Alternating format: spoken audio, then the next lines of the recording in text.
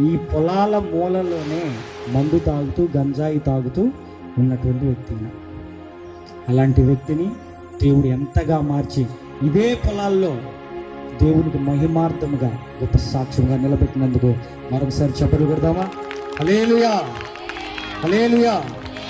కంకిపాడులో కుర్రోళ్ళే చాలామంది అంతకుముందు అలా గంజాయి తాగుతూ మత్తు తాగుతూ అలా ఉంటున్నప్పుడే సెల్ఫీల కోసం ఎగబడే వాళ్ళు అంట.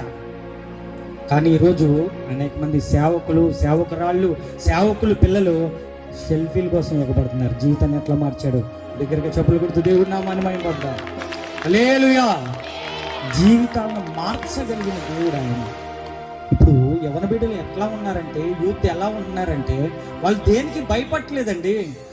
అమ్మా నాన్న కొడతారని భయం లేదు, ఇంట్లో వాళ్ళు తిడతారని లేదు, పెద్దలు భయపడుతున్నారని లేదు, చివరికి పోలీసులు కూడా కొడతారని భయం లేకుండా బ్రతుకుతున్నారు. కానీ వాళ్ళకి మార్పు ఎక్కడ కలుగుతుందో తెలుసా? అది దేవుని సన్నిధిలో మాత్రమే కలుగుతుంది. హల్లెలూయా. వారు దేవుని సన్నిధికి తీసుకొని వచ్చినప్పుడు వాళ్ళు కాపాడబడుతున్నారు.